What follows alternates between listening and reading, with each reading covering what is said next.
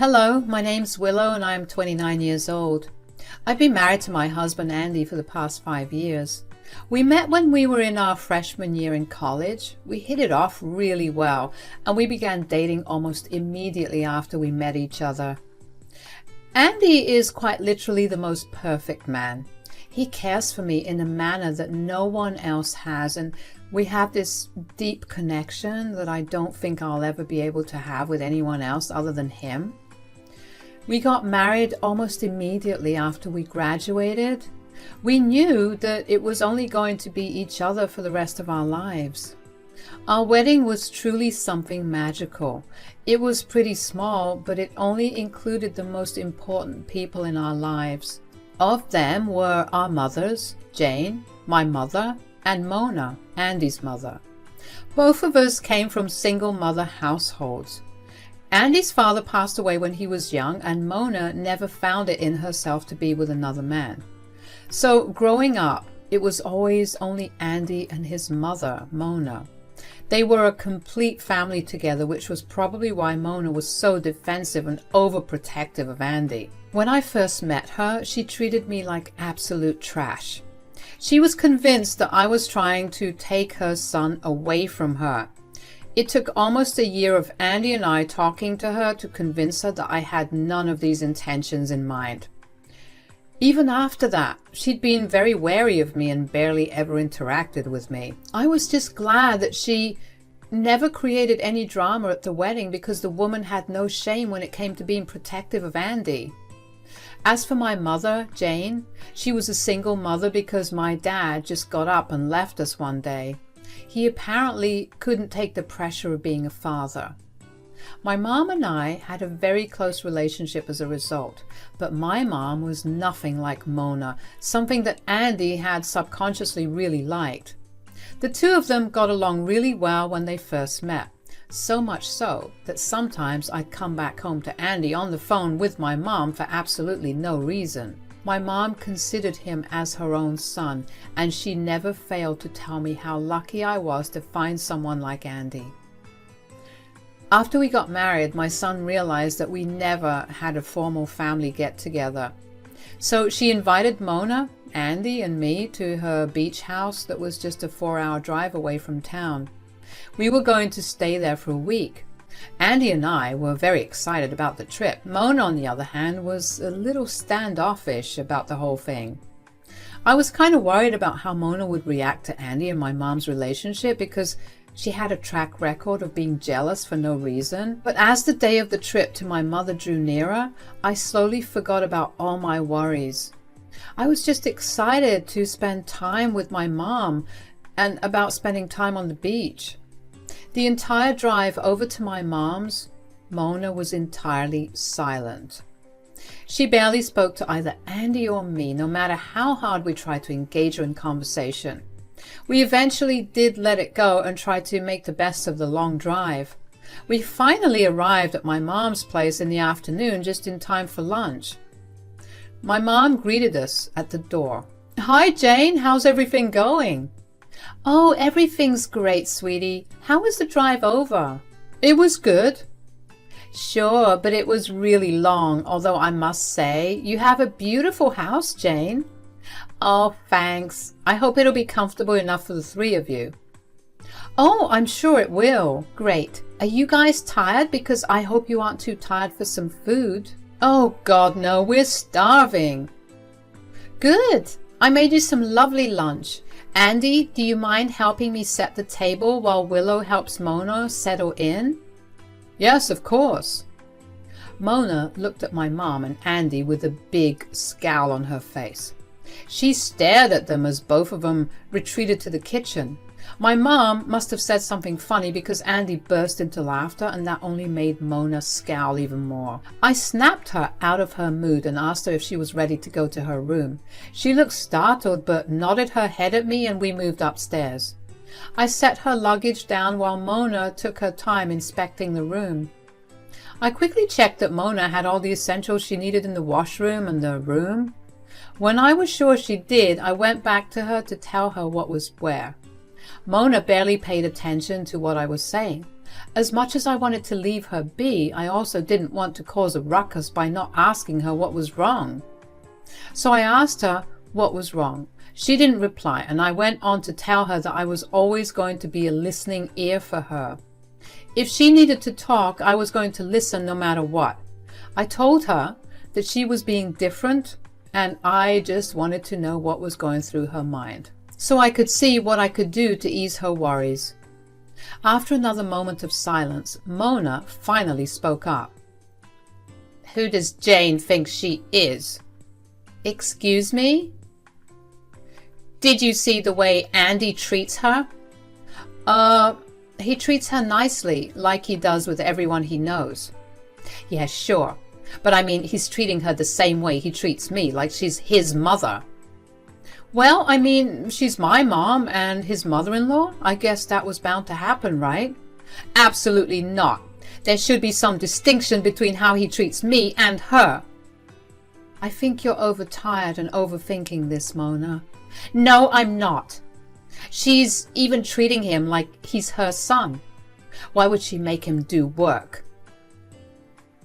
"Mom just divided the responsibilities between the both of us, that's it. Besides, this is how it's always been whenever we come over."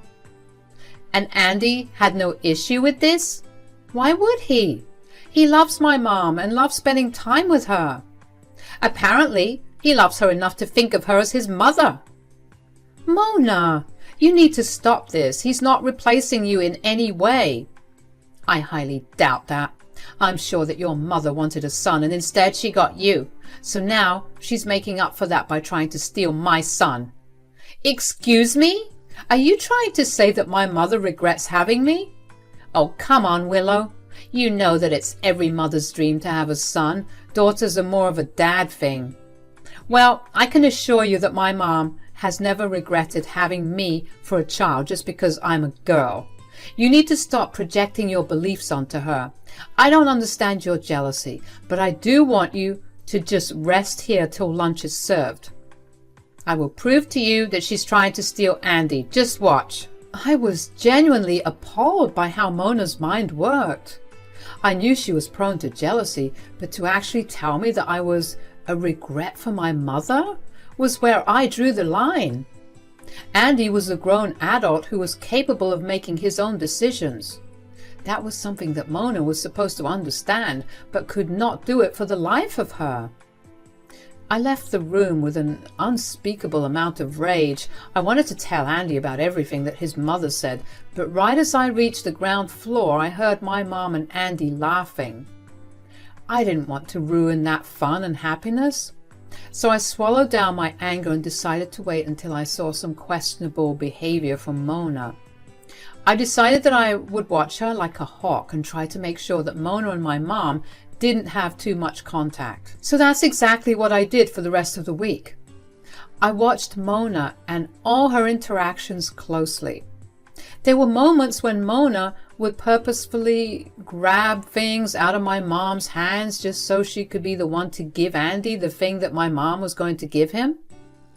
Other than those minor kinds of instances, Mona didn't really do anything else. Of course, I also made sure that I enjoyed myself to the best of my ability.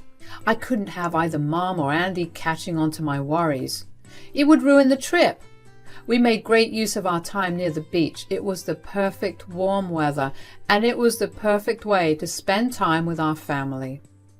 When the time came to leave, I was really upset. But we left there knowing that we could always come by whenever we wanted to and have a good time with my mom. My mom was overjoyed at the idea of us going back there again soon. While we were loading our things into the trunk of the car, Mona and my mom had a conversation. I wasn't present there for that conversation, but this was how it went, according to my mom. "We need to talk." "Yes, what is it?" "Why are you trying to steal my son from me?" "Excuse me? What?" "I see the way that you're treating him. I know you're trying to steal him." "What are you talking about? He's my son-in-law. So of course I'm going to treat him like my son. That doesn't mean that I'm trying to steal him from you." "That's a lie. You have some audacity to lie to my face." "Look, I don't know where you got this mentality from, but I can assure you that I'm not stealing Andy. First of all, because he's his own person that's capable of making his own decisions. Secondly, he treats my daughter well and makes her happy, so I treat him well. You can cut the act now. From mother to mother, I understand how the desire to have a son is really big. But you need to understand that Andy is my son, not yours. I have no idea what you're talking about because I am perfectly happy with the daughter I have. Clearly, you're going to keep acting like you don't understand what I'm saying, but I will tell you that if I actually catch you trying to steal Andy from me ever again, I will make your life miserable. Mona, I mean this in the nicest way possible, but you need to stop being insecure that Andy's trying to replace you. He's a good man and you've raised him right. Be proud of that and satisfied knowing that he's living a good life. I'm happy that he is who he is today, but that will never mean that I'll just give up on him being my son. You don't know the kind of bond we have. It's disgusting that you think that you can form that same kind of bond with him. I really don't think I could, even if I wanted to, which I don't. Please don't think that way. I promise you that I'm simply treating him the way I would any family member. Let me be the judge of that.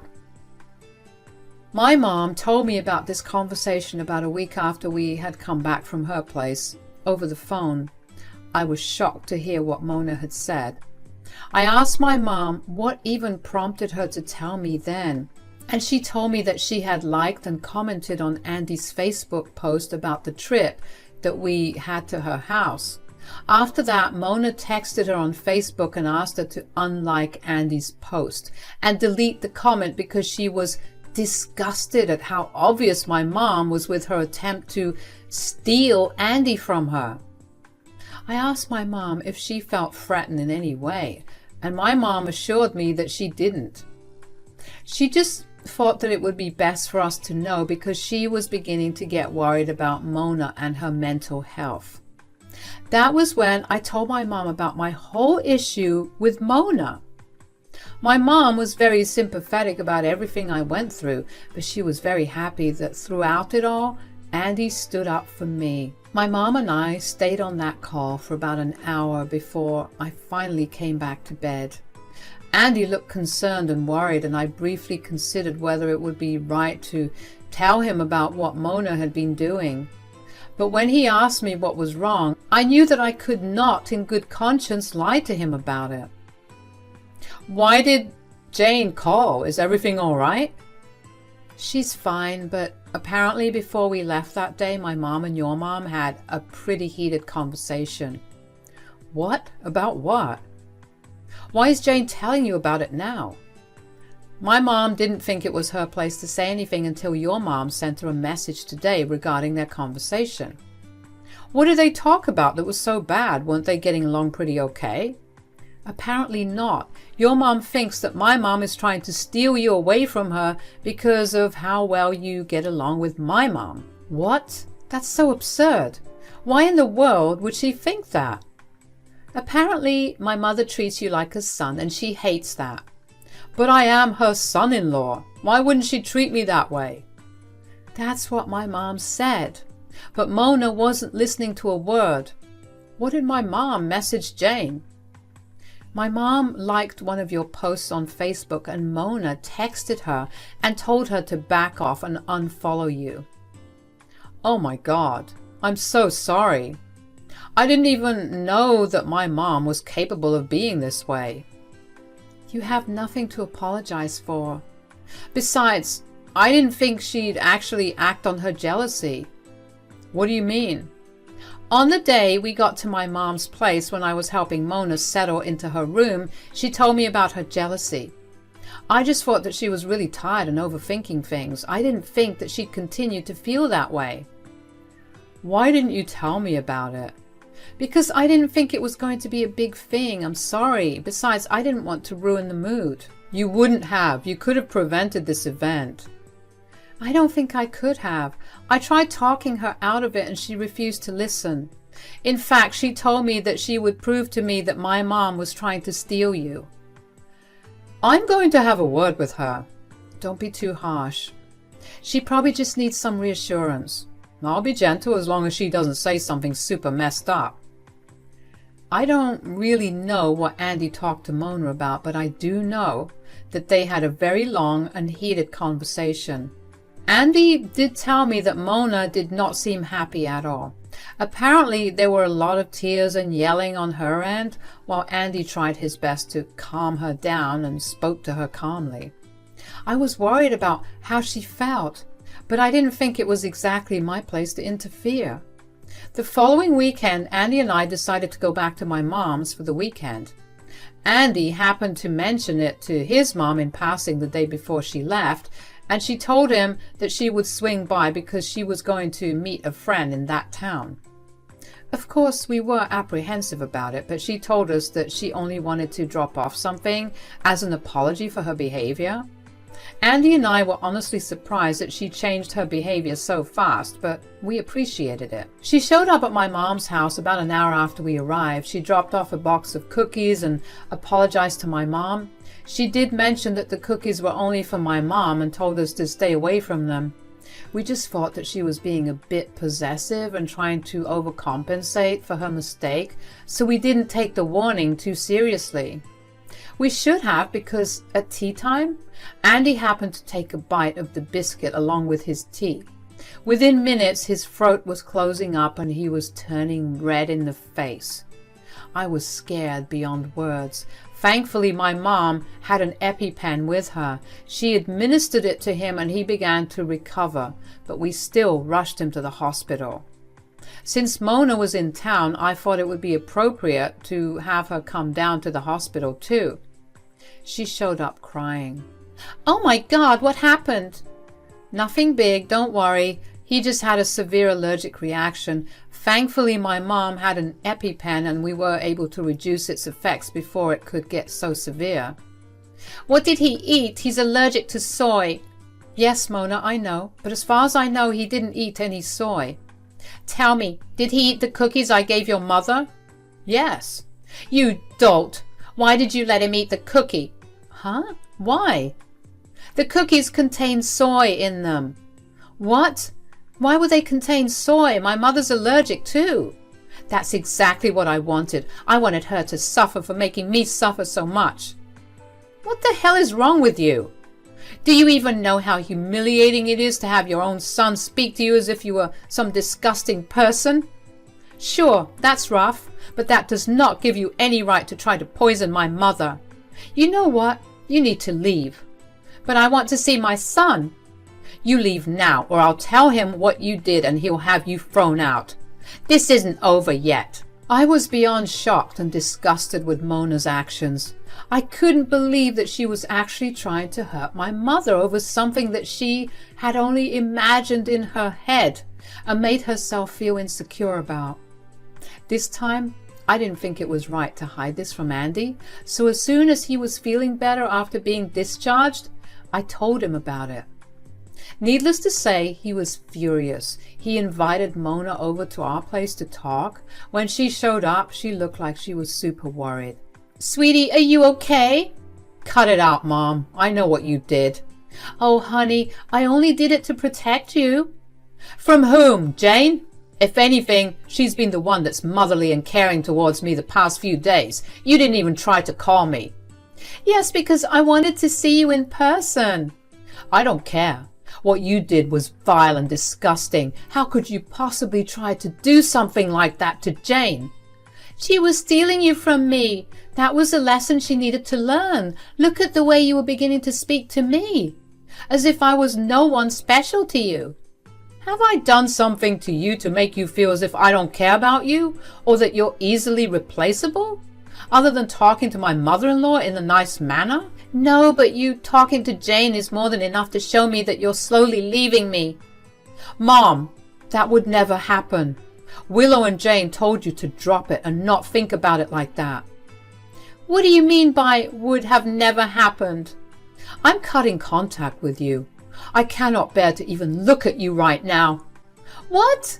No, please. Those cookies were not meant for you. You can't be mad at me for it. Those cookies were not meant for me, but they were meant for someone else with my same condition. That told me all that I needed to know about you. Andy, please, I promise I'll be better. You can't leave me. You did this to yourself.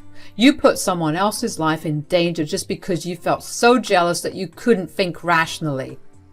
I was thinking with a very clear head. I just wanted you to come back to me. You are my mother. Why would I have left you?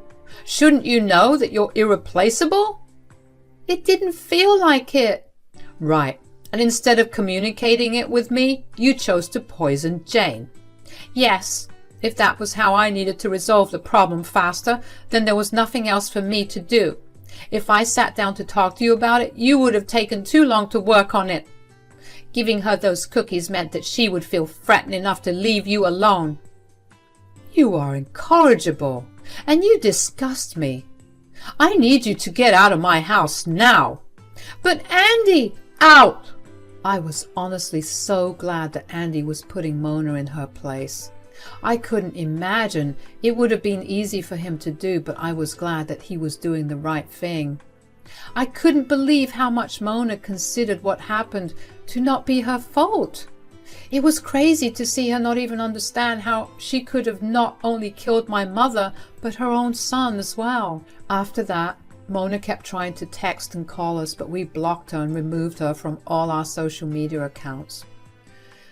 Mona tried to get the rest of Andy's family involved. We got hundreds of calls and texts telling us that we were cruel people for shunning Mona that way. So Andy painstakingly explained to each and every one that called and texted what Mona had actually done. After that, word spread quickly and Mona got shunned by the rest of her family. I don't really know what Mona's up to right now. My mom and I sometimes do remember her and laugh a little to ourselves because of how ridiculous she had been. Andy and I also have a laugh at it, although I do know that deep down inside he misses his mother. He's in therapy to deal with everything, and he's slowly coming out of it and growing. I'm so grateful for everyone in my life, and it would have been tragic if something happened to either Andy or my mom. I'm glad everything worked out in the right manner. Thank you for listening to me.